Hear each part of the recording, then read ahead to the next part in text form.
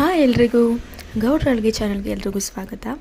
ಇವತ್ತು ನಾನು ಸಿಂಪಲ್ಲಾಗಿ ಮನೆಯಲ್ಲಿ ಒಗ್ಗರಣೆ ರೈಸ್ ಹೇಗೆ ಮಾಡ್ಕೊಳ್ಳೋದು ಅಂತ ಹೇಳ್ಕೊಡ್ತಾ ಇದ್ದೀನಿ. ಸ್ವಲ್ಪ ಡಿಫ್ರೆಂಟಾಗಿರುತ್ತೆ. ಬನ್ನಿ ಅದಕ್ಕೆ ಬೇಕಾಗಿರೋ ಇಂಗ್ರೀಡಿಯೆಂಟ್ಸ್ ತೋರಿಸ್ತೀನಿ.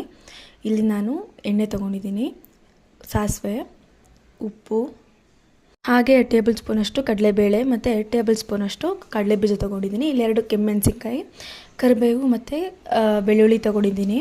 ಹಾಗೆ ಇಲ್ಲಿ 1-2 ಮೀಡಿಯಮ್ ಸೈಜ್ ಈರುಳ್ಳಿ ಕಟ್ ಮಾಡಿ ಇಟ್ಕೊಂಡಿದ್ದೀನಿ. ಹಾಗೆ ರೈಸು, ಹಾಗೆ ಇದಕ್ಕೆ ಸ್ವಲ್ಪ ಮೆಣಸು ತೊಗೊಂಡಿದ್ದೀನಿ. ಬನ್ನಿ ಇವಾಗ ಹೇಗೆ ಮಾಡೋದು ಅಂತ ಹೇಳ್ಕೊಡ್ತೀನಿ.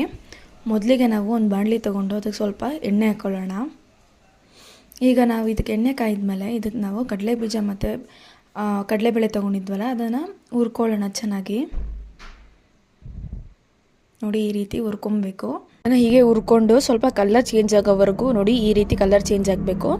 ಇದನ್ನು ಒಂದು ಪ್ಲೇಟಿಗೆ ಸರ್ವ್ ಮಾಡ್ಕೊಳ್ಳೋಣ.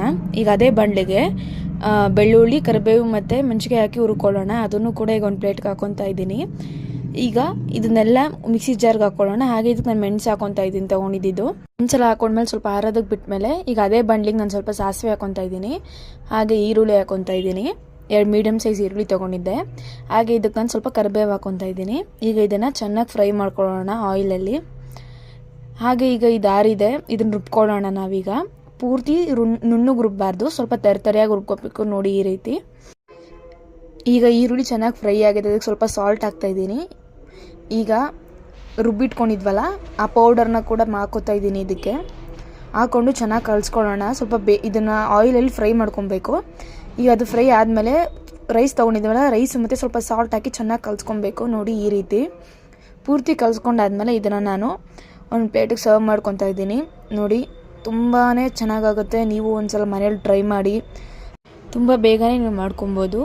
ಟಿಫನ್ಗೆ ಆಗಲಿ ಅಥವಾ ಲಂಚ್ಗೆ ಆಗಲಿ ನೀವು ಆರಾಮಾಗಿ ಇದನ್ನು ಬೇಗ ಮಾಡ್ಕೊಬೋದು. ಟೈಮ್ ಕೂಡ ಸೇವ್ ಆಗುತ್ತೆ. ಹಾಗೆ ನಾನು ಮಾಡಿರೋ ಅಡುಗೆ ನಿಮ್ಗೆ ಇಷ್ಟ ಆಗಿದರೆ ಇನ್ನೂ ಜಾಸ್ತಿ ವೀಡಿಯೋ ಬೇಕಂದರೆ ನಮ್ಮ ಚಾನಲ್ನ ಸಬ್ಸ್ಕ್ರೈಬ್ ಮಾಡಿ, ಲೈಕ್ ಮಾಡಿ, ಶೇರ್ ಮಾಡಿ ಆ್ಯಂಡ್ ಫಾಲೋ ಮೀ.